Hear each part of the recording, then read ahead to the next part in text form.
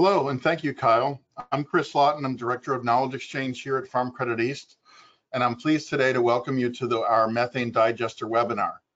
Our main presenter today will be Paul Sousa. His presentation will be followed by a discussion panel with Paul, Nathan Rudgers, and Brett Challenger after Paul's main presentation. I will hold my introductions of Nathan and Brett until we introduce the panel, but for now I'll introduce Paul. Paul is an executive. He's the Director of Regulatory and Environmental Affairs at Western United Dairies. Western United Dairies is the largest dairy producer trade association in California. He provides guidance to Western United Dairies members on compliance with environmental regulations, including the use of digesters to achieve sustainability goals. Paul is a graduate of UC Davis. He grew up in the dairy business and his family continues to dairy today. Although Paul is based in California, he's going to talk about digesters from a national perspective and including many incentives that are available or relevant nationwide, not just in California. So although as I said, although he's based on the West Coast, he brings a national perspective to the discussion. So if you'd like to share your screen, Paul, you can take it away. Okay, thank you for that introduction. And let me get my presentation up. Okay, can you see my full screen? Yes, perfect. Okay, so thank you for that introduction. I appreciate that. Yeah, today I'm going to talk about, is a digester right for your dairy? I'm having a lot of discussions with dairies in California on this topic. I take it if you're on this presentation, you're a dairy farmer that's interested or somebody that's connected to a dairy, either through financing or through some other way to understand this. My connection is mostly California. We're seeing a lot of movement in California, a lot happening. And so hopefully you can learn from some of my experience. And also I think California is driving a lot of digester development so that you can understand what's happening in California, why are these drivers. And so Chris already did my introduction of Western United Dairies and also my introduction. Yeah, my family runs 2 dairies in California. This is one of them, the one I grew up on, that we've been on for a long time. We milk about 1,300 cows at this dairy and about 800 cows at the other. And there is a digester cluster that is being built in our neighborhood, and a pipeline gathering methane from dairy digesters will go down the road right in front of the dairy. And so I've been discussing this topic with my family also about what we should do in regards to that. So I want to get into some California climate goals and the drivers. Some of this is California specific, but it gets into why California is so interested and why dairies outside of California are seeing motivators for those dairies to get involved into a dairy digester. It all started with Assembly Bill 32, the Global Warming Solutions Act of 2006, that was signed by then Republican Governor Arnold Schwarzenegger. In California, climate change is not a partisan issue, it is bipartisan. And the goal of that legislation was to achieve 1990 greenhouse gas emission levels in California by 2020. And we actually met that 4 years early in 2016. It was mostly low-hanging fruit through efficiencies. Even though the state grew in population and economic development, it reduced its greenhouse gas emissions. And that really has been a positive story. That was followed up with Senate Bill 32, the California Global Warming Solutions Act of 2016. And the goal of that bill is to reduce greenhouse gas emissions to 40% below 1990 levels by 2030. And here we're really, getting beyond the low-hanging fruit, and I think really having to climb to the top of the tree to meet those goals. I also want to talk about Senate Bill 1383, the short-lived climate pollutants bill from 2016, because this one is very relevant. There's been a number of bills around climate change, obviously, because it's a very complex issue. But the goal of this bill, there were multiple goals, but I'm going to focus on methane. The goal was to reduce methane by 40% from a 2013 baseline by 2030. Dairies are emitters of methane. And so that included reducing livestock and dairy manure methane by 40%. And so that's a big driver for the dairy industry to get involved in this. And out of this legislation, the reason I do mention this legislation, it is California specific, but came these mechanisms to achieve those goals in the legislation that I was just talking about. One of those is the cap and trade program that's kind of similar to RGGI in the Northeast, where a cap is put on large emitting facilities, for example, a natural gas power plant, and that cap declines year over year. And that power plant can either reduce emissions to stay under the cap, or if it's not able to do that, it can purchase carbon credits and relinquish those carbon credits for every ton of carbon dioxide that it emits over the cap. And it can do that from either state allowances, or it can go to offsets to projects like dairy digesters and pay a dairy digester where it's more efficient and cost effective for the digester or the dairy to make those emission reductions than the power plant. The other one, and it's very important, I'm going to talk a lot about it, is the low carbon fuel standard, or LCFS as I'll refer to it. It's similar to the cap and trade program, but it applies to fuel suppliers and fuel distributors in California.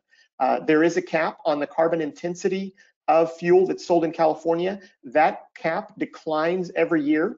And so a fuel distributor either needs to blend in low carbon fuel into the fuel it's selling, or purchase credits from people that have excess credits that they're producing lower carbon fuel than is required by the standard, and then sold to these fuel distributors so that they can meet their requirements to sell fuel in California. Those costs are then passed on from those fuel distributors to drivers and consumers in California like me. Every time I go to the pump, I'm paying more for gasoline than I do than folks do in surrounding states, because I'm paying for a lot of things, including the cost of the low carbon fuel standard. So a little bit about methane. I'm going to quickly go over this. These are California's greenhouse gas emissions in 2013 on the pie on the left. You see carbon dioxide is the large one, 84%, but then you see methane there at 9%. And in order to get to the emission reductions that the state is after, everybody's got to do their part. And so the state is doing a lot to reduce carbon dioxide emissions, but methane is not left behind at 9% of the state's total emissions in 2013. And on the right-hand side, that methane wedge has been expanded to its own pie chart, and you can see that dairy and livestock make up a significant part, 55% of the total methane emissions in the state. 25% of that is from dairy manure. And again, this is from dairy manure that's stored in anaerobic conditions. I'm not going to go into digest or the technicalities and digesters and how they work a lot, but when manure is stored in anaerobic conditions, usually in a pond with water, as it decomposes and microbes consume and decompose that manure, they produce methane, and that methane is emitted to the atmosphere. Also, you got dairy enteric emissions there at 20%, and this is coming from the rumen of the cow. As the cow digests food, she is producing methane in the rumen and then burping that rumen, that methane out through her mouth. There's also non-dairy livestock, mostly cattle, beef cattle, but also anything with the rumen, so sheep and goats would also be counted in that. That's primarily enteric emissions at 10%, and then you see the others there. So why digesters? Why is there this interest? Why are you folks on this webinar paying attention to this? And there's been several drivers over the years, and they're kind of changing, and there's a lot of drive right now. So one of those is methane emission reductions and climate change. A lot of effort being done on climate change. Methane is a contributor, and so folks are looking to reduce that. And as I mentioned, manure stored in ponds emit methane, and so is there a way to control that? In the past, Western United Dairies administered a grant for the state of California, the California Energy Commission, to build digesters on California dairies. Interestingly, the goal was a little bit different there. The goal was distributed renewable electricity generation. At the time, we were having rolling blackouts and power shortages, and so the state wanted to get more power on the grid in a distributed way. And so that's another reason for digesters, is they can provide energy either in the form of renewable electricity or renewable natural gas. For dairies, the interest would be in diversified revenue streams. You can have another revenue stream on your dairy that's not tied to the prices of butter and cheese. It may help offset some of that, volatility that we see in the dairy market prices. And so a new revenue stream and a diversified revenue stream is always interesting to dairies if they can balance that out. And those come through, again, the LCFS credits, as I mentioned, where you produce renewable natural gas for transportation. That natural gas, in theory, needs to be delivered to California. So there needs to be a connection from the pipeline that you're putting that into to California. Understandably, those molecules don't actually travel to California, but they're through a paper transaction. The fuel that's produced through LCFS needs to be consumed in California if it's renewable natural gas. Also, the carbon credits from the cap and trade program that I mentioned earlier are the sources of the two sources of revenue that you can choose from in California. Perhaps it'll provide bedding, fibers for bedding that you can use to reduce costs of something that you're importing and buying today. Digested fibers, it changes the pathogen levels, and it just depends on the type of digester in your manure management as to whether that's something it can do. Digesters are also good at odor control, which may help with neighbor relations. Because a digester is a sealed container, you put the manure in a sealed container, the microbes, just as they would in a pond, go about consuming and digesting the leftover nutrients in the manure, and then releasing methane and other gases which are captured by the digester. And what comes out of the digester is already digested, has less odor potential, and so that can reduce odors for your dairy and with your neighbors. I put nutrient management on here. Nutrient management is kind of a tricky one. I'll talk a little bit more about it. Digesters can have a positive impact or potentially a negative impact on nutrient management. It's something to know. It changes the consistency of the manure a little bit. Whether that's good or bad depends on what your goals are with your dairy and how you manage manure. And then the other one is to meet industry goals. The dairy industry is setting some goals right now, including the Net Zero initiative being promoted by Dairy Management Inc., the Innovation Center for U.S. Dairy, and National Milk Producers Federation.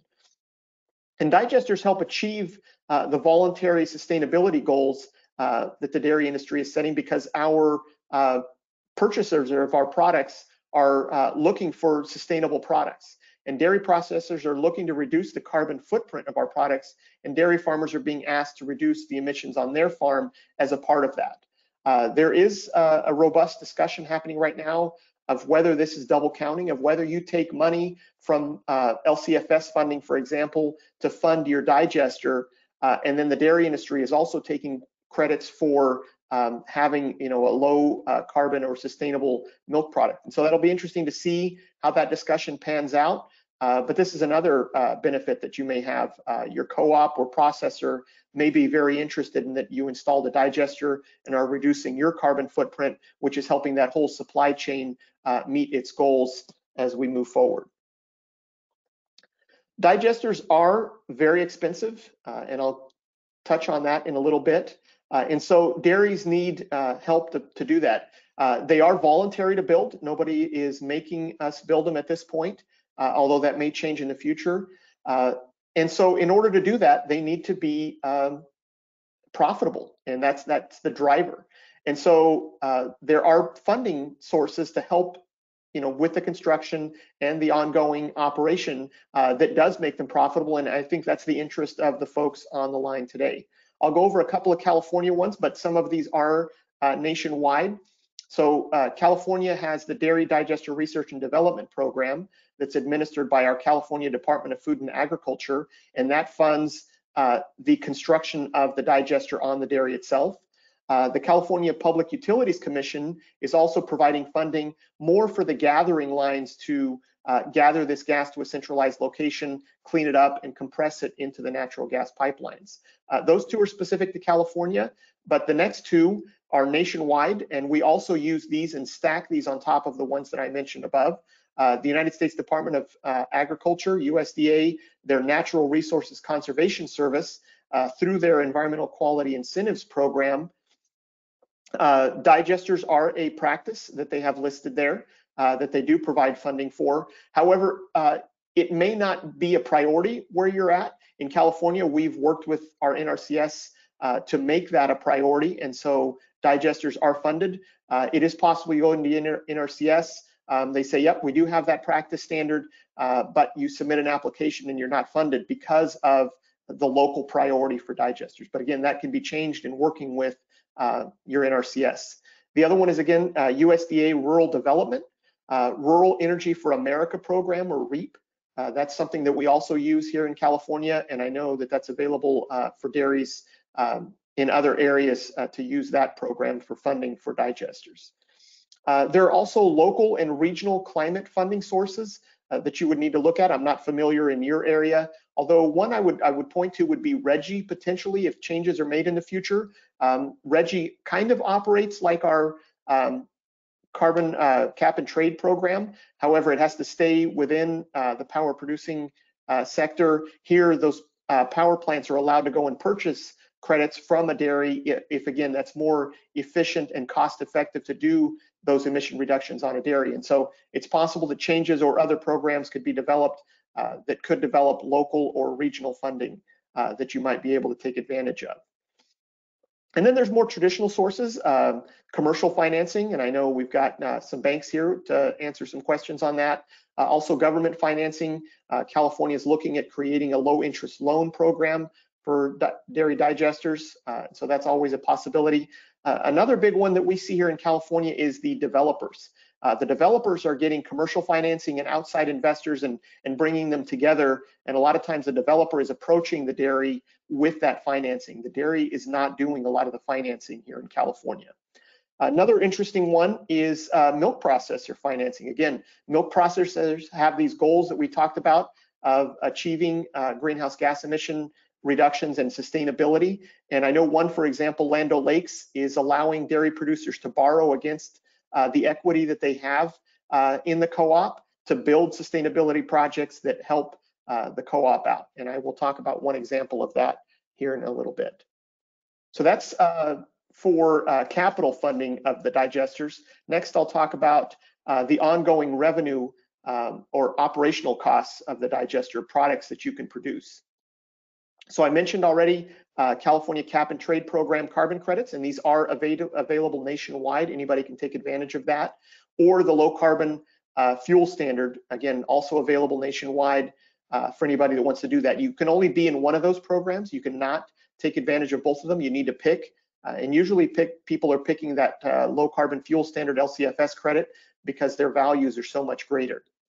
Then we also have US EPA Renewable Fuel Standard, or Renewable Identification Numbers, or RINs, and that can be stacked on top of the California credits. All these pieces, usually when digesters are being developed, folks are looking to put all these pieces together like a puzzle piece to come up with all of the financing. And so, you pick a California program like LCFS, stack the US EPA Renewable Fuel Standard on top of that. Then there's the value of the energy that you're creating. If you're creating electricity, there's value in that electricity that you can sell, although it's probably a small amount. If you're producing renewable natural gas, there's any energy value in that gas. Again, a small piece of the puzzle, but it all helps. Another one in a different sort of way is tipping fees. If you're able to bring in outside material for co-digestion on your dairy, you might be able to charge tipping fees to the folks that are bringing those materials. They're looking to get rid of it, and they can increase your gas production and can increase your revenue for the digester in the form of tipping fees. And so that's another revenue source. In California, we have a couple of drivers, and I talked to dairy producers that are considering a digester about these in the form of a carrot and a stick. So the legislature gave California the authority to implement regulations in California on manure methane emissions starting in 2024. That's the stick that dairies in California are facing. But the state has also taken the carrot approach by providing funding incentives to voluntarily reduce emissions ahead of schedule. As I mentioned, the California Department of Food and Agriculture is running this program. They've invested $289 million since 2014 to fund livestock methane projects. Not all of that is digesters. There's also alternative manure management projects that they're funding with that funding, but most of that has gone into digesters. and they funded 118 digesters in California so far, which is quite a few as a percentage of our dairies. We only have about 12 or 1,300 dairies in California, and so that's a large percentage of dairies that have put in digesters. A few additional projects were completed with other sources of funding, not through this program. So California dairies are looking at this stick in the future in 2024 of a potential regulation that's going to make them achieve these reductions, and they're choosing to take that funding and that carrot to build these projects while they're still voluntary. Because once we get to 2024, and if mandates get put in place, the funding goes away. There will be no help, and the dairies will have to do this on their own. And so we're seeing a lot of development in California right now, and those are the drivers for that. And I'm going to get into the credits and credit eligibility. I'm going to spend a bit of time on this, and I recognize that it's a little bit complex and detailed, but I think this is vitally important. If you're a dairy outside of California and you're thinking about building a digester and you're looking at these California credits and saying, man, they're lucrative, I want to get that. But you have to understand how this works, because if you lose credit eligibility, it could really impact the finances of your project. If you're thinking, I'm going to get a loan from the bank, I'm going to get California LCFS credits to pay back that loan and make a profit from. If something happens to those California LCFS credits, it could really be a problem for your project. So the first concept is that you're going to put in something to create a product, renewable natural gas, let's say as an example, but most of the value is in the credits, not in the gas or the energy that you're actually creating. This is very different from milk. In milk, we produce a product that has value, inherent value in the product, the nutrition that it provides and that people need, and so they pay you for that product for the actual value of the product. For a digester, you're producing a product, but that product that you're actually producing is a very small, it could be 10 or 20% of the revenue or less, quite a bit less of the revenue of the digester. And most of it comes in these credits that are based on policy and could change at a whim, at a moment's notice. And so these credit values are based on the carbon intensity score of the gas that you're producing and then the quantity of gas that you're producing. The carbon intensity score, or CI score, comes from two different things. It comes from the fossil fuel that you're offsetting. Because you are producing a renewable natural gas, that means that somewhere somebody doesn't need to pump fossil natural gas out of the ground for whatever is needed. That's part of it, and that's a small part of it.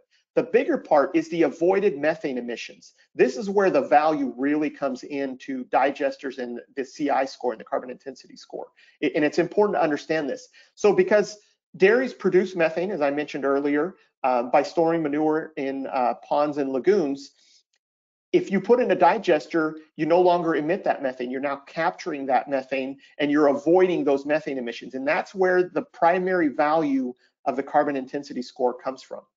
So you create a baseline for your dairy, and every dairy is going to be different. I can't answer questions if somebody asks, how much revenue can I get? And I'll have some numbers of ranges later on, because it depends on how you manage manure in the baseline situation. They look at how you're managing manure before you put it into the digester and compare that to after. So things that go into the baseline, the amount of manure going into the pond, and that's affected by how many animals you have, but how are they housed? Are they on pasture part of the time? Are they in a freestall barn most of the time where all of their manure is collected when they're in the freestall barn?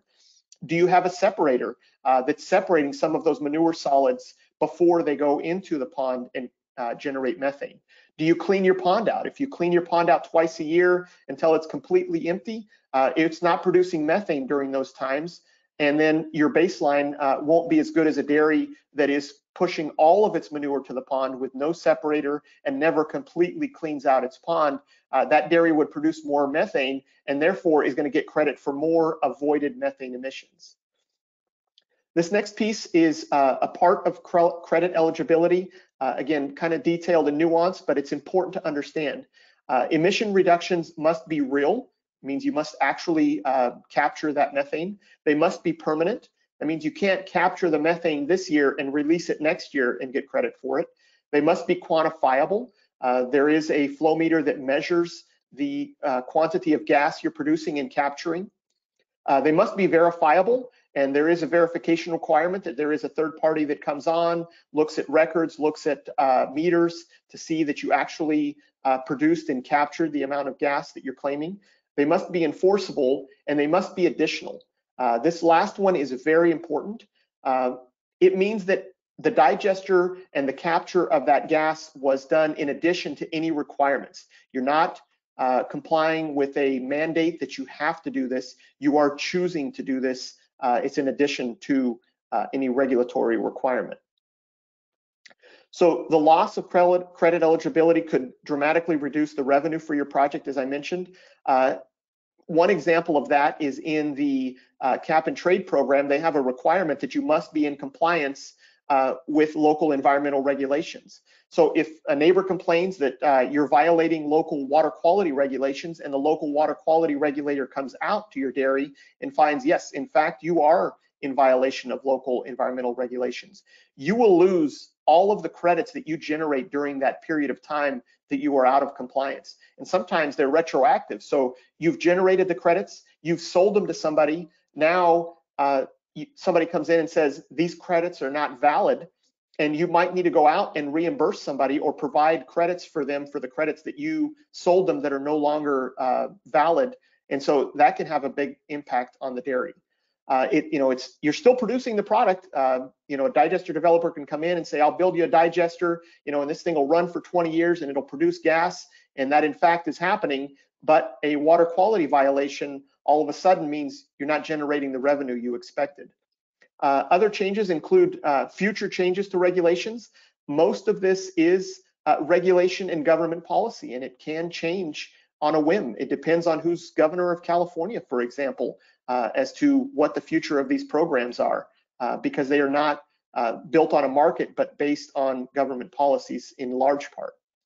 And then there's a question of, is there a higher risk outside of California? As I mentioned earlier, so LCFS credits, who's paying for them is folks in California that are fueling up their cars like me, are paying for digester development in, let's say, New York State, if somebody is taking advantage of LCFS credits. Just this morning, I was reading some comment letters on the LCFS program, and this was one of them that people were making comments to the regulations as they're being written and implemented, is that we should not be sending money out of California promoting jobs and economic development in other states. We should be keeping that revenue here in California, promoting California jobs and achieving these reductions inside of California. I don't know how what the future holds or how much traction this has, but it is just something to be aware of, that there are some risks out there on these credits. I'm going to get a little bit more into that carbon intensity score next. I know I'm going into a lot of detail on that, and I know it's a little bit complex and maybe difficult to understand. You may have never heard of it before, but it's vitally important to these projects and to the success of these projects. So this is a chart here on the carbon intensity values of projects that have been certified.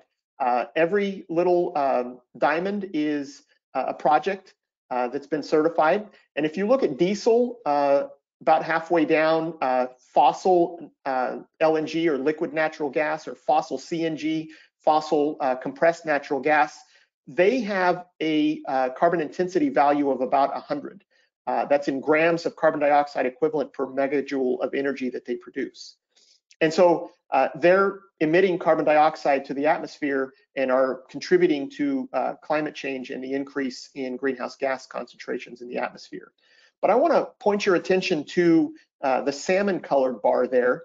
That's bio-CNG. You can't see it, it's partially covered up. And again, every diamond is a certified project. And the more negative your carbon intensity is, the more valuable your LCFS credits are that you're generating from your project. And you see there's one project that's all the way out at -600, a lot of value in the credits for that project, in the LCFS credits. You see a lot of them in that 500 range, 400 to 500. And these are primarily manure projects. And the reason that they have such a negative carbon intensity value is because they are capturing that value, or capturing that methane that would have otherwise been emitted to the atmosphere. And that's how you end up with such a negative, which is good for the project, value for your carbon intensity. At the other end of that bar, you see a lot of projects in that kind of 0 or 50 to 100 realm. This would also be digesters, but things like food waste digesters, because they don't have the same baseline of methane going to the atmosphere, they don't get as favorable of carbon intensity scores. And so if you're a dairy and you're digesting manure, you might have a negative 500 carbon intensity score on the manure itself. If you're bringing in off-site waste, you might have a carbon intensity score on that waste of 50. So the way you calculate the carbon intensity score of your digester is you look at both of those streams and how much those streams are contributing to the gas coming out of the digester, and then you come up with a carbon intensity score that's somewhere in the middle. So you might end up with like a carbon intensity score of a negative 100 as opposed to a negative 500, because you're blending those two feedstocks. That's important to consider because on the next chart, we'll see that the food waste can really increase the methane production of a digester, but the credit value is not nearly as much. This source of this is something that the California Air Resources Board reports on a regular basis and has up on their website. This next one here is, let's see if I can advance. There we go. So here we see the methane yields from various feedstocks, and this is how much methane you can get per a ton of feedstock. And I got this from the US EPA AgStar program. It's up on their website. And you see manure is at the very bottom. Dairy cattle manure is the lowest one on here. It's a low producer of methane because it's already been digested, and cows are very efficient at digesting manure. And so there's not much left in it as far as to feed the bugs that then produce methane in the digester. However, as I mentioned, it has a very high carbon intensity score, and so it is what you want to go after as a dairy or liquid pig manure. It doesn't have to be dairy, other manures on there also. But you see at the top of that chart, you have things like fat and glycerin, and those are like rocket fuel for digesters. You will produce a lot more methane. However, depends on where you're getting the value. I said that, the value of the methane you're producing is actually very low.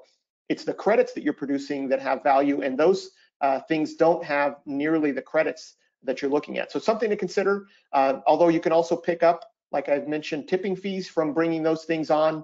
They may work out for you, but dairy cattle manure or other types of manures are really the basis for where you get your revenue. Next, I want to go into crediting periods. This is very important because once you start a crediting period, you are eligible for 10 reporting years within that crediting period. No matter kind of what happens, for the most part, you're going to get credits for 10 years. The first reporting year can vary from 6 months to 24 months, but every reporting year after that is 12 months. And this becomes important here with that regulation that I was talking about, that potential regulation in California. So if a regulation mandating emission reduction requirements in California would remove the eligibility to count that avoided methane emissions in the credit value, again, that higher portion, you could still count offsetting the fossil fuel, but you couldn't count what you captured or avoided from emitting to the atmosphere. And this is for both in-state and out-of-state projects. And so there's a lot of interest here that folks may have that are not in California with a California regulation. This would be through the loss of additionality. If California dairies are mandated to put in digesters to achieve the reductions in our legislation, then you'd no longer meet the additionality requirement, and therefore you're not eligible for the avoided methane emissions credit. The thing with the crediting period is that this would not take effect during a crediting period if you created the crediting period or started the crediting period before that, but at your next renewal. So these projects can then look for credits out of state if they're more valuable. Oregon has an LCFS program. Other states like Washington and New York are looking to set those in place. And credit generation may also vary from year to year. If your animal population varies, if there's other changes in model inputs, for example, you start pasturing your cows more and less of that manure is being captured in the digester, you would have to calculate those credit generations on a year-by-year basis, and they might change. Also, you have to use the most recent calculation methodology, which is updated now and then. And so if that methodology changes, you may also see differences in your credit generation. And what's important here, as I mentioned, is you might be a dairy in New York that's put in a digester and is capturing LCFS credits, but you're going to be very interested in what California is doing in this regulation and mandating emission reductions on California dairies. Because if California passes a mandate for California dairies to put in digesters and reduce their methane emissions, all dairies across the country, in state and out of California, would lose the additionality at their next renewal period. And so you want to be aware of these things. You want to stay on top of these things. I mean, that dairy in New York might be commenting on a California regulation because it would affect them moving forward. So I'm going to go through a couple of examples here on how this crediting works. This one is kind of a middle of the road example. A dairy, could be the dairy in New York, installs a digester, begins operation, and becomes eligible for LCFS credits and begins their first crediting period in 2023. Now, we're assuming for example's sake here that California goes ahead and adopts a regulation mandating that dairies install digesters and capture their methane emissions in January of 2024. I don't know that that's going to happen. I don't have a crystal ball, but certainly California has the legislative authority to do that, and that could happen. So your project would be eligible for credits until 2023, regardless of that happened. Because you started your crediting period in 2023, you are good for 10 years and you will get credits for 10 years. However, at the end of 10 years, your project would not be eligible to renew its eligibility for the avoided methane emissions part again at that point because of the loss of additionality. So that would significantly reduce your credit value.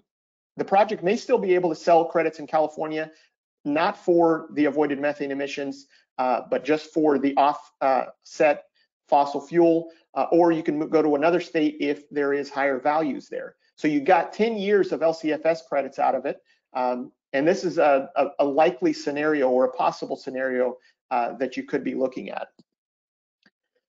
The next example is kind of the worst case scenario. You really want to make sure that this doesn't happen, that you're aware of what's happening in California with California policies if you're going to take advantage of the California LCFS credits.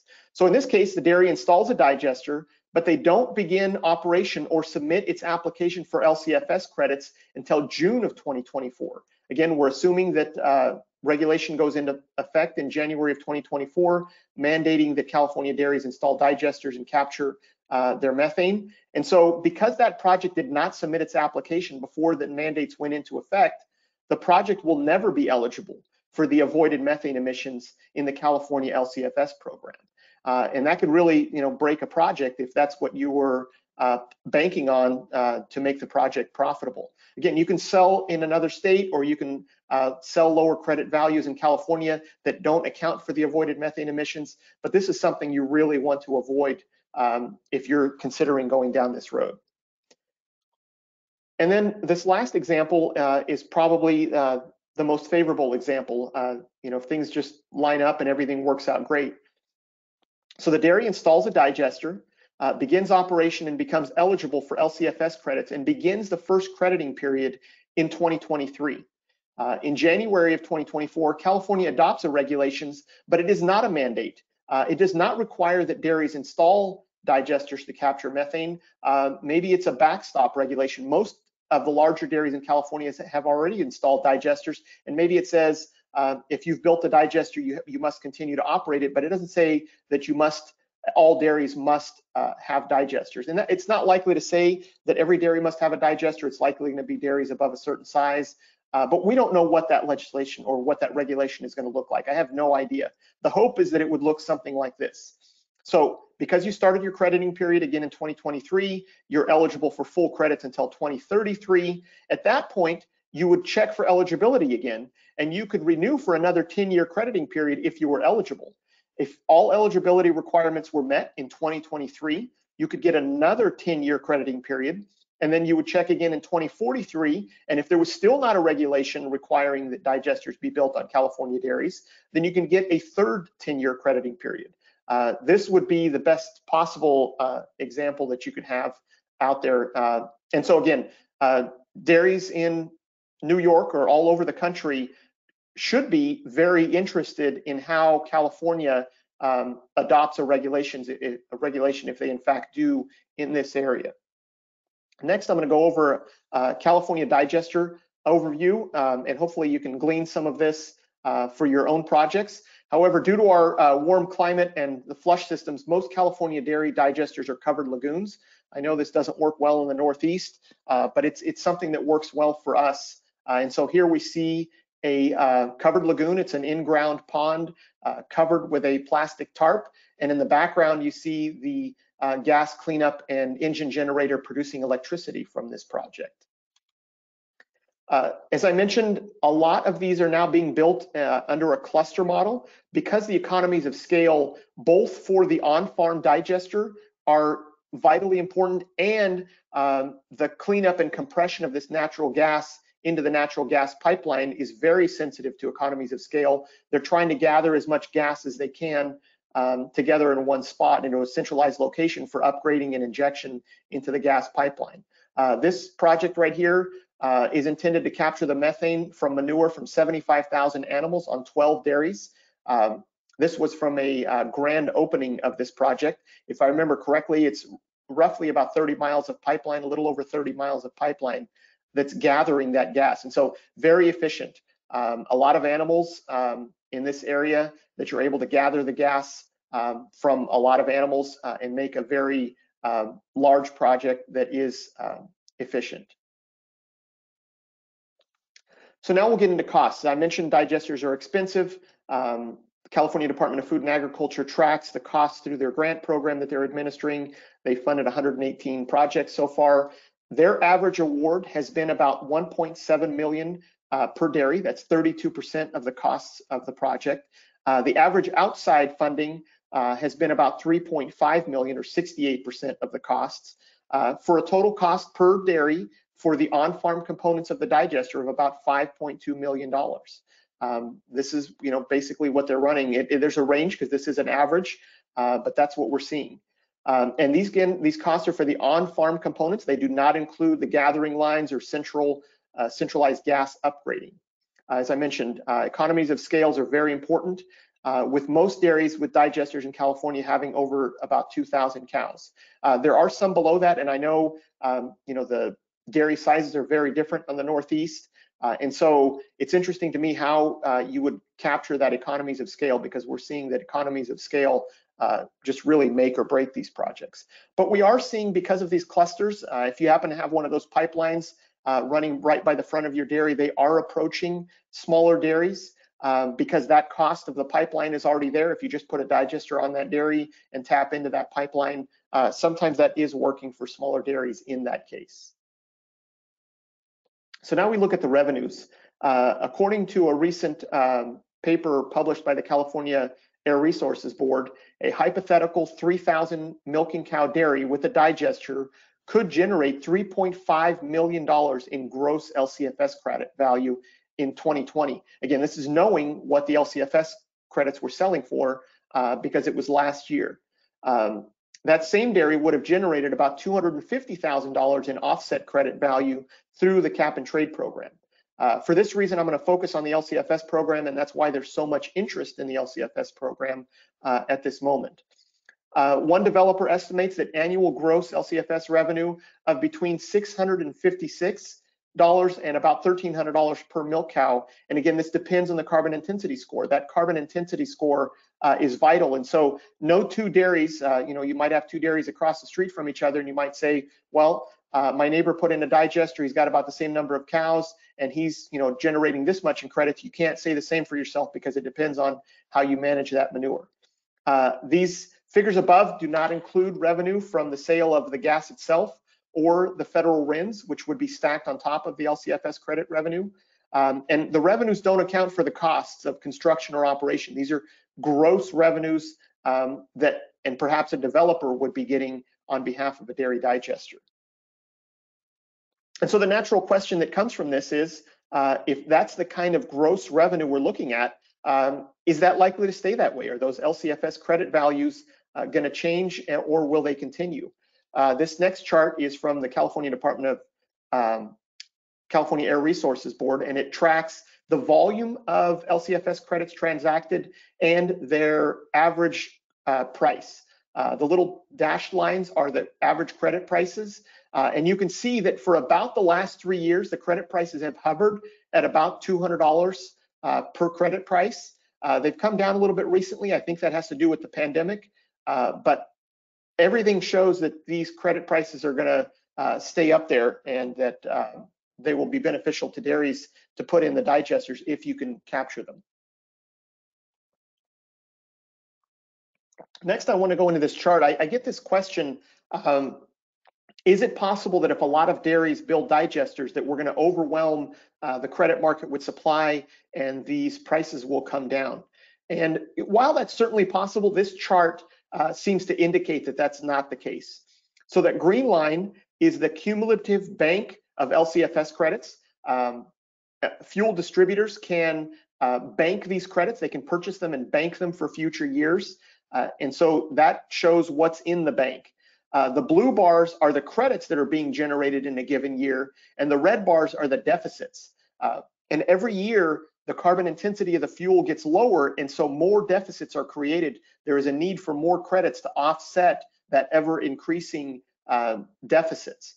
And so you can see here before 2017, a lot of credits were going into the bank. You see the blue bars are higher than the red bars. Credits were being generated. Those were being banked for future years. However, starting in about 2017, you start to see that credit bank come down because those deficits keep climbing, and they will continue to climb. The credits are coming on board. That would be dairy digesters, for example, coming on board, and other renewable projects that create LCFS credits. But because of that bank coming down over time, it doesn't look like this market is going to be overwhelmed by projects coming online. The other thing you have to consider is other states bringing LCFS programs online. So you've got Oregon, you've got other states potentially that are going to create more demand for these projects. And it does not look like, at least through dairy digesters, that we're going to overwhelm the LCFS market and drop those prices dramatically. I want to go over a couple of ownership models in California. One of those is, from one end of the spectrum is that the dairy owns and finances 100% of the project. All revenue comes to the dairy. In this case, the project was financed from a loan through the co-op, as I mentioned earlier. The dairy pays 16% of the power sales, of the value of the power sales, to the digester developer to operate and manage and maintain that digester. And then the dairy also pays a small percent of the credit revenue for the management and the creation of credits for sale then. That's at one end of the spectrum, where the dairy is very engaged and has developed the project on its own. The other end of that spectrum is that the dairy owns 0% of the project. The developer owns and finances 100%. The dairy has a contract with the developer and is paid. These different contracts have different ways of being paid. They could be the number of animals, it could be reference to the LCFS credit price. It could be partially for the land that's leased to the developer to build the digester on. It can be a percentage of the total revenue of the project. There's various ways that they do that I've seen in the contracts. However, the payments are usually tied to project success. It's an incentive to the dairy to make sure that the dairy does its part, that the project succeeds, and if the project does well, the dairy does well in its payments. Most of them are built that way. So, and then there's a range. I mean, the dairy can choose to invest a little bit and get more of the returns, anything in between. One thing I do want to point out is that dairies generally do not operate the digesters themselves. Even in the example where the dairy, 100% financed it and, is the owner of the project, they are having a professional digester developer operate that digester, maintain it, and then also manage the credit sales because they're complex. Those developers have people on staff that are experts in those areas. And so you really want to consider if you want to be operating the digester yourself as a complex piece of machinery and then dealing with the credit sales, you'd have to understand what's going on with the California LCFS market, what's going on with California regulations in the future to really do a good job of that. Next, I'm going to go into a couple of issues to consider in the manure management realm. One of the things I've learned is that unless you as a dairy want to change your manure management system, you should select the digester that fits your current manure management style. I've seen some negatives happen where dairies have had to change their manure management to fit the digester, and that has never been have a positive outcome when that happens. You need to make sure that you as a dairy producer are happy and that your manure management system is working for your dairy first and foremost, and not having to modify that for the digester that you're installing. So I've mentioned covered lagoons here in California because of our flushed manure and warm climates. That's what fits us best. Most of them are being built that way now. We've also got plug flow and mixed plug flow and complete mixed tank digesters for scraped manure and slurry manure. You really want to choose what best fits you and your climate and your manure management. There are some things to consider here. Can the digester and related equipment improve your manure management system? And this is a definite yes. There are dairies that either worn out equipment or changes that they want to make to their manure management system. The digester developer comes in and they work together and say, hey, I want to replace this piece of equipment, or I want to upgrade this, or I want to change something to make things work better. And if that works better for the digester, sometimes the digester developer will pay for those improvements, or sometimes they're a required part of installing a digester. And so you definitely can get benefits for your dairy and your manure management out of building a digester. However, do you use sand bedding? Or is there sand in your system? Because sand and digesters do not go well together. It's a sealed container. If you get sand in there, a lot of times it settles out and then it must be cleaned out and it creates a real problem. So keeping sand out of the digester is very important.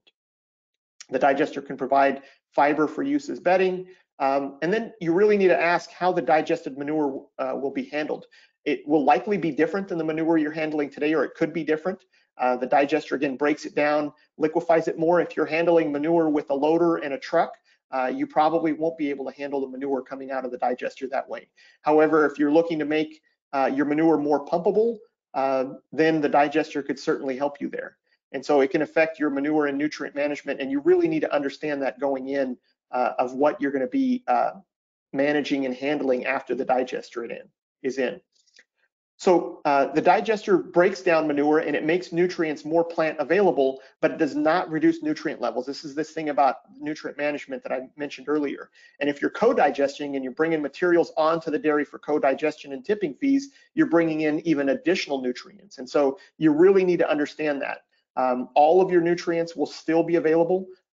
If you need to spread that out, on enough land, you will have to do so, and your manure likely will have a different consistency that you have to deal with. You'll also likely need partners.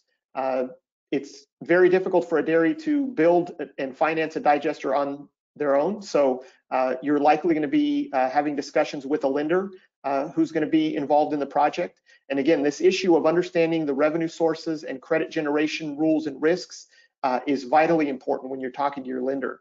I think lenders should be asking these questions, and dairy producers should be prepared to address these things to make sure that you're able to pay back those loans.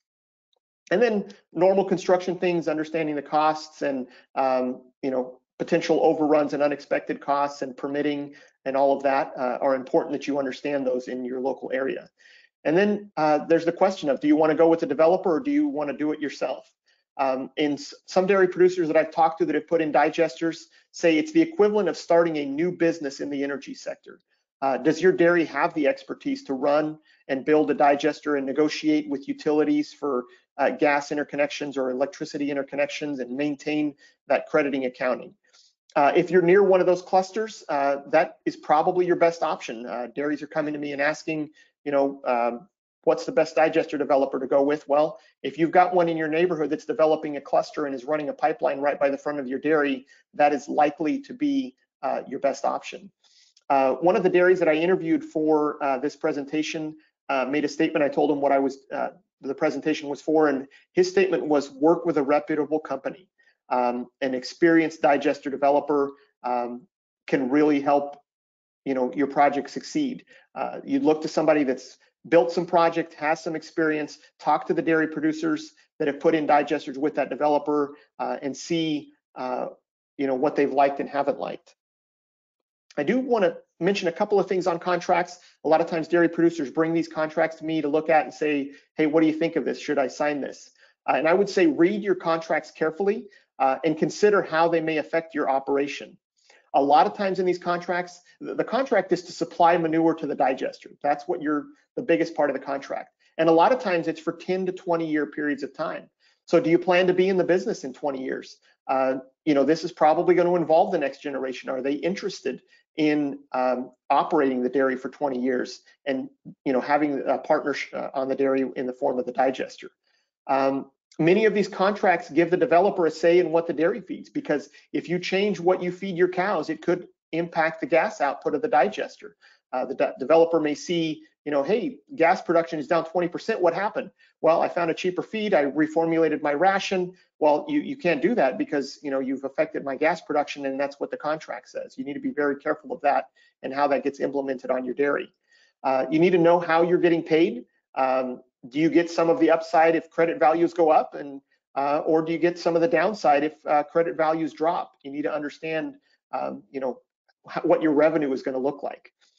You also need to understand who maintains what equipment. This is usually specified in the contract.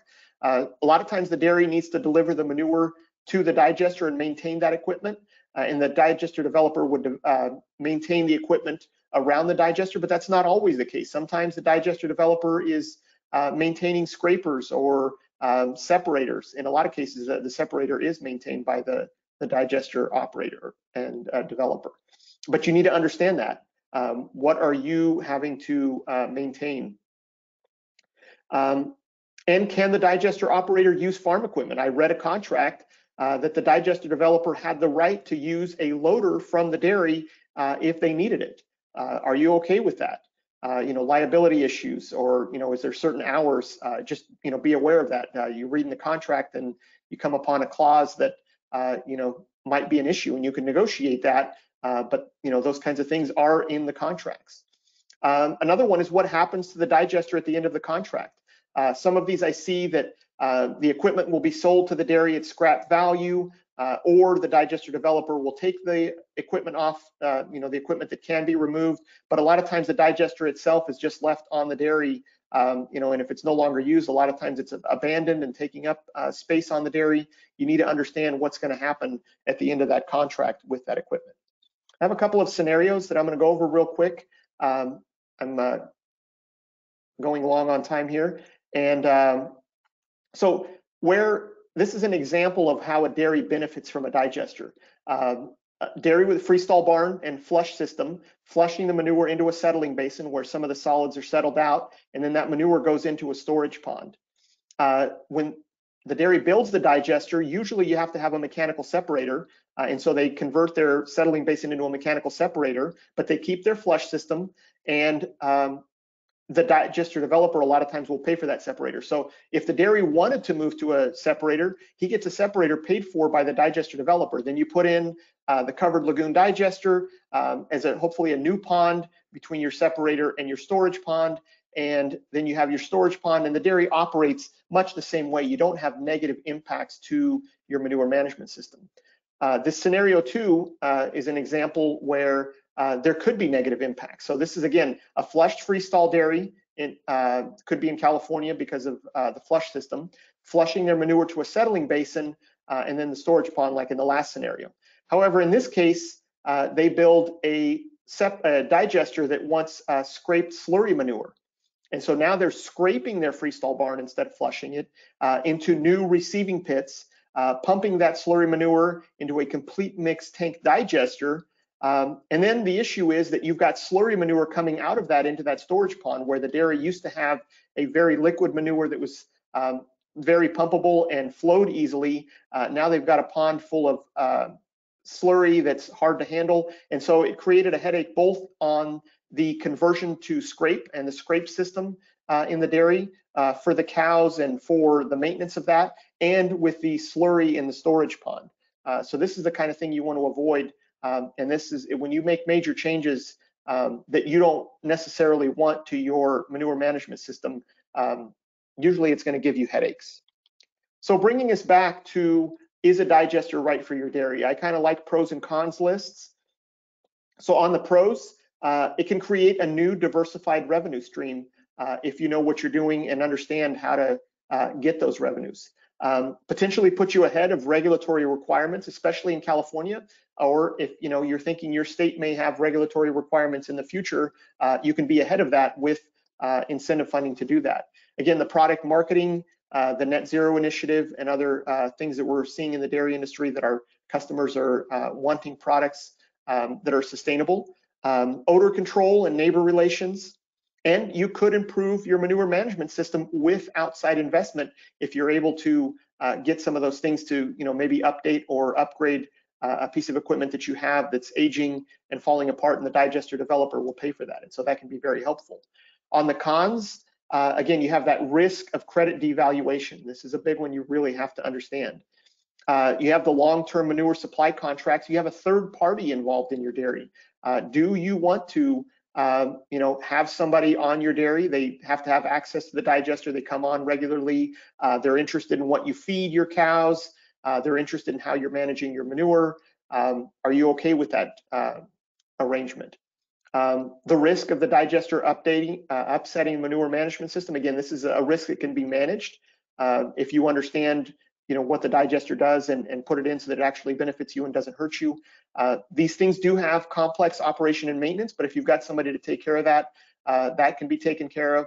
And then understanding, negotiating with the utility and the energy companies. Again, starting that new energy company is not something that most dairies want to do. You really want to make sure you've got somebody to take care of that. And this is my last slide. I've got some resources here of where I got information and where you can go. That US EPA AgStar program and that website is a really good website to go to. They've got some calculators that you can calculate what some of the revenues potentially are. They've got information on digesters and how they've worked and how many there are and where they're at. If you're interested in the LCFS program and how that works, that would be the California Air Resources Board website, and then just search for LCFS on that website and it would bring up, and there's a whole lot because there's regulations and everything going on there. And then a couple of others, our California Department of Food and Agriculture, which administers the grants in California, and also Nutrient. Nutrient is a valuable partner in this in helping to identify and evaluate different pieces of equipment. And so they've got some good information on their website about different types of equipment that might be part of a digester. And with that, that is the end of my presentation. If you want to take it away, Chris. Great, thank you very much. Nathan and Brett, if you want to share your, open your cameras, I'll introduce both of you. We'll now begin our panel discussion. In our panel are Nathan Rogers, Brett Challenger, and of course, Paul Sousa is going to stay on for the panel. Brett Challenger is the Senior Vice President for CoBank's Regional Agribusiness Banking Group. He's based in CoBank's headquarters outside Denver, Colorado. His team specializes in serving the needs of agricultural cooperatives and other commercial agribusinesses. And he has more than 25 years of experience in advising, lending, and capital raising for agriculture, power, energy, water, waste, infrastructure, and other industries. So certainly a very experienced agricultural banker that's joining us on the panel. We also have Nathan Rogers, who is one of our own here at Farm Credit East. He's a Senior Vice President here. He is Director of Business Development, which means that he's responsible for bringing resources to Farm Credit's clients who are planning or undergoing major business changes. He frequently speaks on topics such as renewable energy, food safety, international trade, ag policy, and economic development. Prior to joining Farm Credit, Nathan served as Commissioner of Agriculture and Markets for the state of New York. And he was born and raised on a dairy and cash crop farm in Pavilion, New York. So welcome, Nathan, welcome, Brett.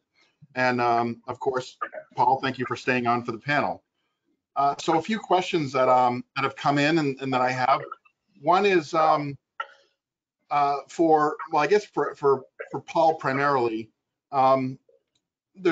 these are obviously really complex with all the different incentives, the renewable credit, the value of the energy generated, all sorts of things. And of course, they cost a lot of money to install and to operate. I think some of our farmers that are on the webinar here are probably wondering, what might this all net out to for a given farm? Is there a range that you could possibly give out there, or is it just too uncertain to even speculate?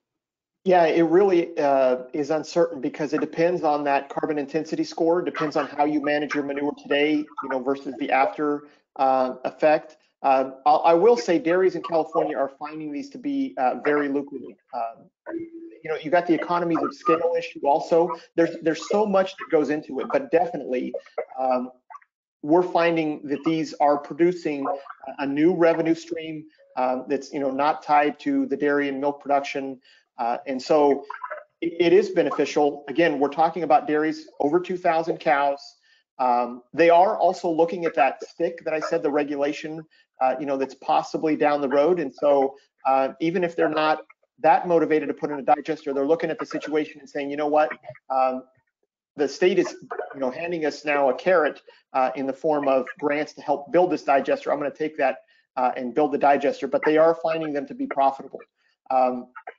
From the level of the dairy that does nothing, the developer shows up with a contract, the dairy signs it, and they start getting a quarterly check. The developer builds it, manages it. The dairy hardly has any connection with the digester, and every quarter they're getting a reasonably sized check for their participation in providing manure to a digester that they were, the cows are producing the manure. You just let this guy borrow it for a little while. He squeezes some methane out of it and gives it back to you, and you get a check for that. And so I'm finding it, they are lucrative, but it really varies based on a lot of factors. Okay. Question for Nathan. Paul mentioned a number of incentives, and I think it's important to be clear that at least two of those incentives, and I might, Paul, maybe you can just refresh my memory as to the names of them. At least two of those incentives are available nationwide outside of California, correct? Sure. So one of those is carbon credits for the cap and trade program, and you can't have both of them. The other one would be low carbon fuel standard credits for the low carbon standard fuel program. Okay. Beyond those two, question for Nathan. Are there other incentives that we're considering for producers in New York or other Northeast states? Yeah, Paul had referenced both the EQIP program, the Environmental Quality Incentives Program through NRCS, which funds environmental manure management improvements on farms through an incentive. And as Paul said, your farm has to be located in a watershed or score appropriately to get funded through EQIP for digester improvements. And in California, of course, Paul has they've made the step of identifying digesters as a preferred funding opportunity, and so therefore the likelihood of getting incentives from EQIP there is somewhat higher than it would be necessarily in the Northeast. The other program is the Renewable Energy for America program, which is administered by USDA Rural Development. That program would provide up to 25% of total project costs, not to exceed $500,000. However, in order for the project to score, normally most of the grant applications through REAP that are put in have a request of 50% or thereabouts of the maximum amount in order to ensure getting funded. Now, those two programs together probably would likely amount to significantly less than $1 million, probably in the range of between $500,000 and $900,000. And on a project development cost of at minimum $4 million or $5 million, it makes a difference, but it is not certainly not a majority of the incentive that might be available. In the past, in New York, in NYSERDA, the New York State Energy Research and Development Authority has had incentives available for digester development. They don't currently have incentives available, and because NYSERDA's funding is directed at or focused on renewable electricity production, the likelihood of incentives being available there in the future for renewable natural gas production might be limited. So I think fair to say that even nationwide, even in the Northeast, California credits are a big driver of the economics of this. Yeah, certainly the credits drive the revenue opportunity for the project. And frankly, without those credits, as well defined by California's program to date, these projects for production of renewable natural gas are not viable. Okay. Question for you, Brett. As a agricultural banker, what are some of the criteria, or what are some of the key things that you would look at if you were evaluating say a dairy, a 2 or more 1,000 cow dairy came to you with a project they were thinking of, investing in, maybe not 100%, but they were going to provide a portion of the capital for building a digester. How would you, what are some of the key things that you would want to look at? Thanks for the question, Chris, and thanks for the ability to be on the panel. And Paul, that was an excellent presentation. I've sat through a number of these presentations over the years, and that was extremely thorough. I agree with that. I guess some of the things that we look at are, it really depends on how the project itself is being structured. And you asked the question about, well, if there's a dairy that's going to own a piece of the digester and the developer that comes in, and it's going to essentially develop the project for the developer. I've been in waste energy projects has been one of my passions for a long time, and I've financed many things from mass incinerators to biomass projects. The key to all of that is the quality of the developer. Paul mentioned it, the experience level of the developer, the financial wherewithal of the developer. Can they meet their obligations? You're taking counterparty risk, and so that's a key consideration. As a lender, I'm going to assume that I know the dairy and that the dairy is a customer or a high quality operation. The next step is to look into that developer and their expertise, and are they going to be around for a long time? What's their strategy? Do they develop and flip these things? Are they going to develop this and own it? Sort of where do they fit within that spectrum? Okay, thanks.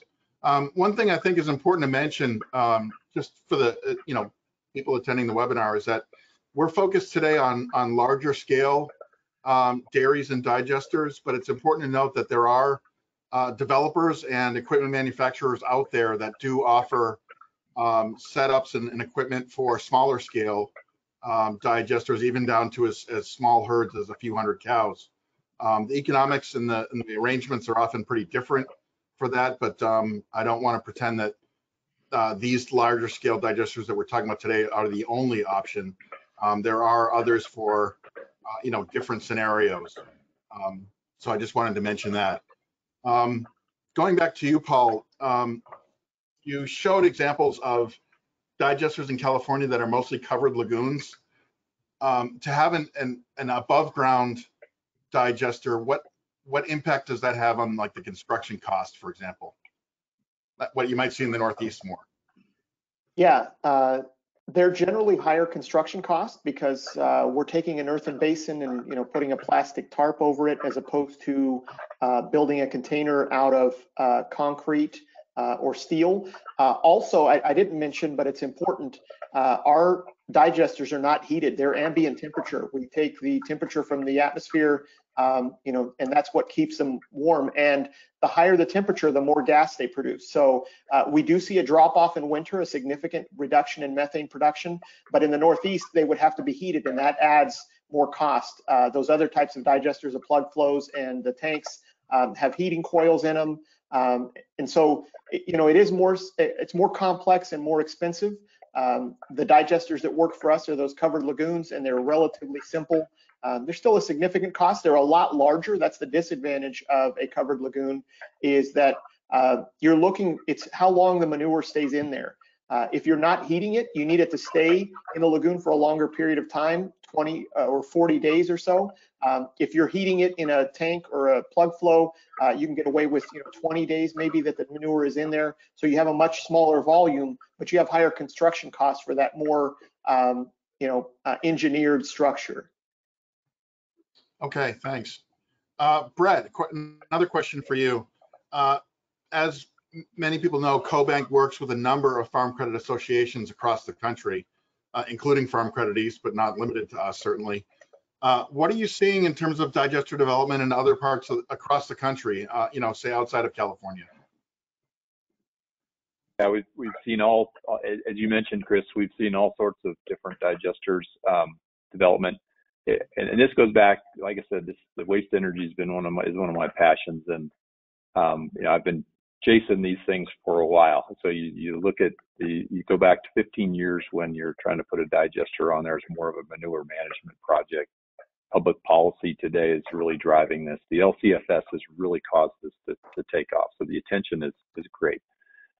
We're seeing digesters installed on small, as you mentioned, Chris, small farms, 300 to 500, from a herd perspective, to the very large ones out in California. We're seeing the livestock manure, whether it be hogs or cattle or even chicken manure, in a lagoon just with a cover on top of it, and you're essentially just sucking the methane as it's being naturally emitted from the lagoon. One thing to note is LCFS has really been the driver behind this, but a number of states have renewable portfolio standards, which allow for that gas that's produced from these to count towards the utilities that have to meet certain renewable portfolio standards. So they can run this gas through their rate-based gas fired power plant and get credit for that, and they'll pay a premium for that gas. Nowhere near what you're going to get on the LCFS today, but as that LCFS matures, or if the LCFS isn't available to you, you may have a state that allows that gas to be sold to a utility and run through their gas, their rate-based gas turbine that then elevates the value of that gas. I don't know if I answered your question, Chris, directly, but okay. No, thank you. That was very good. Question for Nathan. Brett talked about some of the things that he would think about as a an ag financier if a dairy farm brought a project to them. What are some of the things that you would think about if a farmer in our territory came to Farm Credit East with a potential project, or what are some of the questions you would advise them to ask of their partner in this? I think Paul covered pretty thoroughly and importantly the issues of concern, certainly around the credibility and experience of the developer, and not just the developer, but certainly the technology provider who the developer is working with to provide both the digester technology as well as the gas cleanup technology. Because you're installing a system on your farm potentially that has the potential to fundamentally disrupt or change the way that you operate the back end of your business, the manure end of your business. It's exceptionally important to understand how that system's going to work and whether you can operate under the constraints or the changes that are going to be presented as a result of having a digester system on farm. I would certainly want to make sure that producers are thoroughly reviewing any agreement that they're going to be asked to sign, thoroughly understand the commitments that they're making, particularly around the time commitment of how long they're going to be expected to supply manure, and at what volume, and at what quality. I think fundamentally having an understanding and an appreciation for, and frankly, an exit strategy for if the major revenue streams that are based on a regulatory regime don't maintain their existence. So Paul's presentation was fantastic in providing a better understanding of how the California LCFS works and what might be coming down the line as far as changes to that from a from a revenue generating potential perspective. I think that's probably the single biggest issue of concern moving forward. If you look at the federal government and the availability of credits through EPA's program, that program expires, or legislation expires at the end of fiscal year 2022, and it really needs to be renewed in order for RIN provision to be to continue going forward. So I'd want to have an understanding of where that might be going. And Paul, speaking to the issue of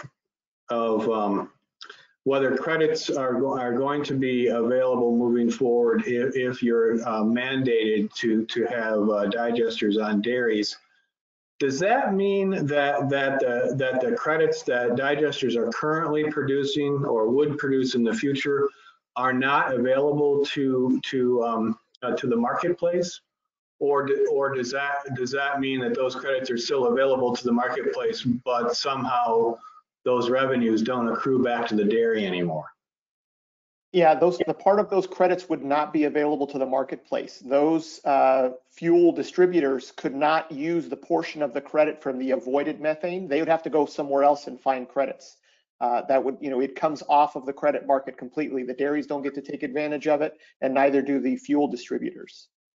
Well, it seems to me that'd be a compelling reason to not have a mandate, particularly because the whole program has been built on this system to produce credits. I don't know what the future holds. In reading things coming out of the Air Resources Board, there is some hope that they understand this. They're building a system that works and it's achieving the goals that they want to achieve based on this incentive voluntary model. If they change that, this system could crash down, and they seem to be understanding that. I've read some things that's leading me to believe that they understand the importance of keeping it this way, but who knows what future regulations look like.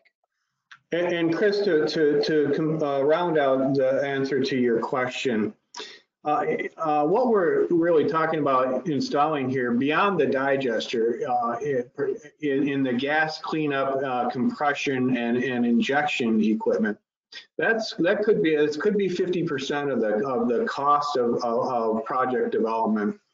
And if your lender is looking to finance that and asks an appraiser to appraise that, and really there's no other alternative use for that equipment, if the incentive to produce that gas goes negative or goes away, that would be a significant concern. So you have to take into account the what ifs. So what happens if the regime that we've built this system around suddenly erodes? Okay. Chris, this is sure, go Brett. ahead, Brett. That's a key point in that, you know, the collateral here is not hard collateral for a lender. And, you know, if I'm a dairy looking at one of these things, you know, there's all these different risks that you sort of want to rattle off, as whether you're a lender or a potential a dairy considering a digester. You've got development risk, construction risk, operating risk. Chris talked a lot about these financing risks, you know, the availability of the grant money.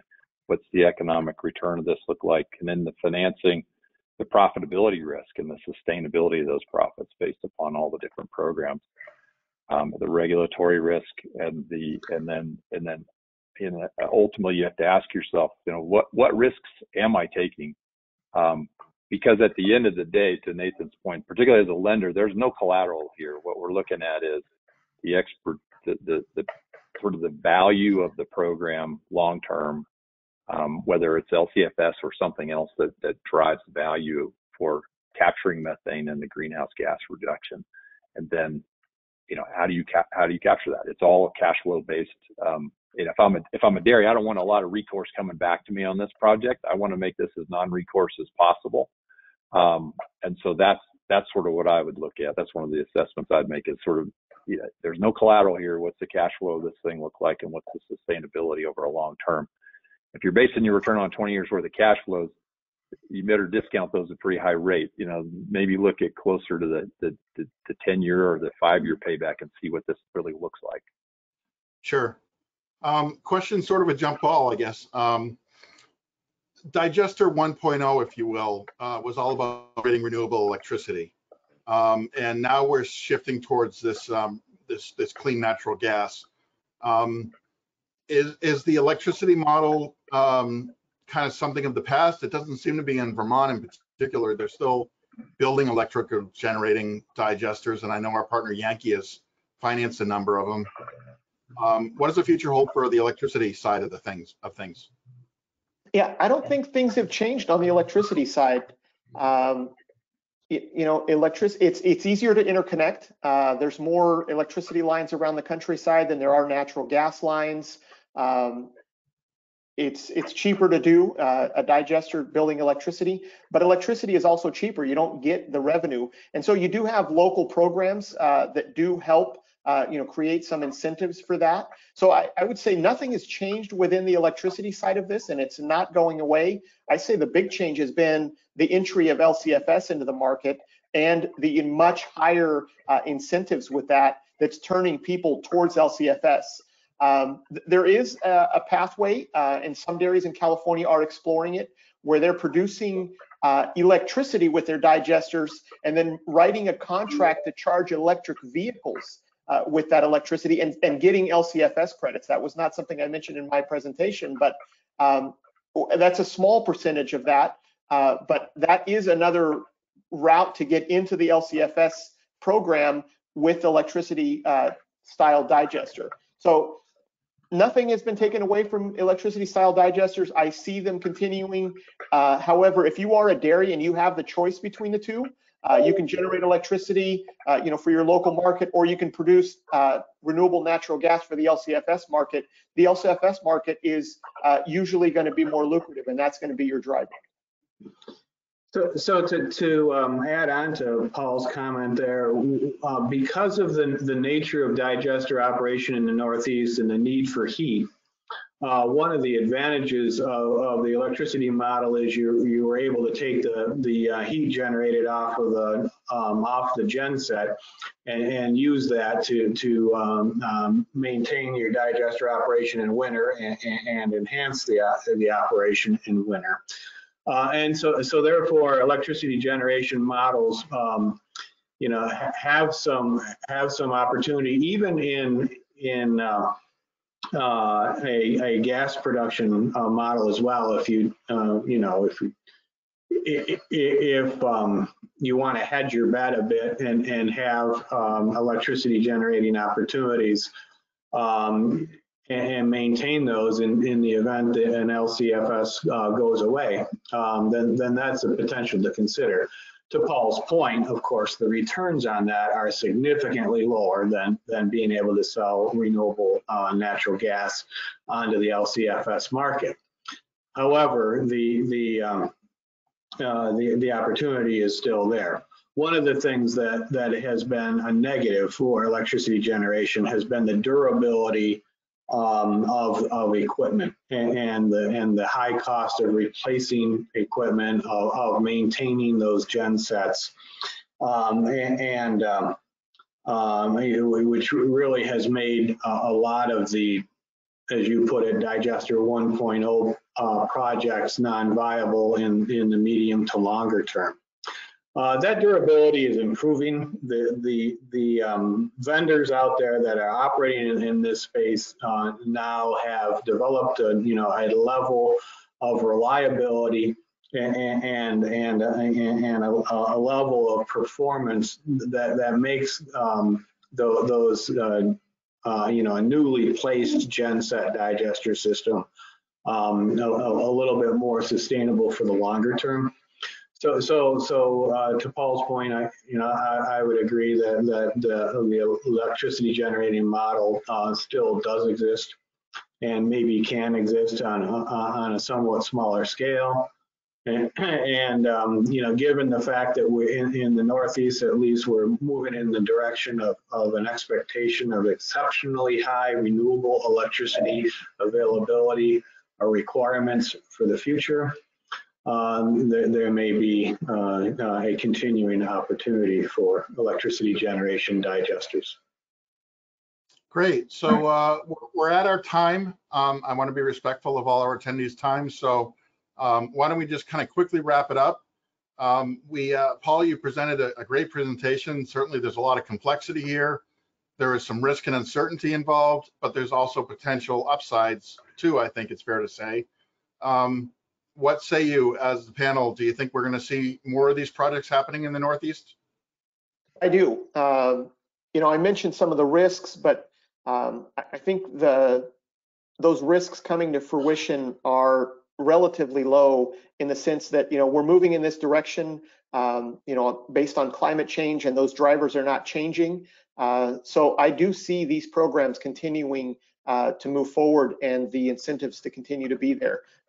That regulatory risk is there, but I do continue to see, this moving forward and being a positive thing, and for dairies to take advantage of that. And then, it could be New York, could be Washington, Oregon, also more of these coming on board in other states, also continuing to drive this. So I do continue to see this expanding for those dairies that can take advantage of it. So I would agree with that as well. I think my experience has been that there's a significant amount of investor interest and investor resources that are being brought to bear here, because it checks a lot of boxes for concerns that investors have right now about environmental responsibility and having a positive impact on the climate. I think though that those develop, in order for a farmer to get comfortable at scale with a developer program, I think a lot of questions should be asked about the attitude and strategy for how the project gets paid for upfront, in order to mitigate some of the regulatory risks that exist. And if the regulatory risks are not going to dissipate, again, Paul, fantastic job on presenting the current state of play, then developers should at least demonstrate that they're putting the appropriate returns in the short run towards getting those systems paid off and positioning their investors in such a way that they're taking a longer term view of their own returns in order to make sure that the system has been addressed. So they've been addressed. Okay, thanks. Great points. The only two things I would add to the whole thing is I think the geography where you are in the country will matter. There will be, you know, different drivers based upon where you are in the geography of the U.S. And then as ESG becomes a more important aspect of, you know, corporate America, and as it moves down and as it ultimately gets down to the individual, that'll keep driving this as well. I think the future is really bright for digesters. I think that the public policy will continue to support them long term. Great. Well, thank you very much. Thanks for your participation, Nathan, Brett, Paul. Thank you, audience, for your attention. And with that, we are adjourned.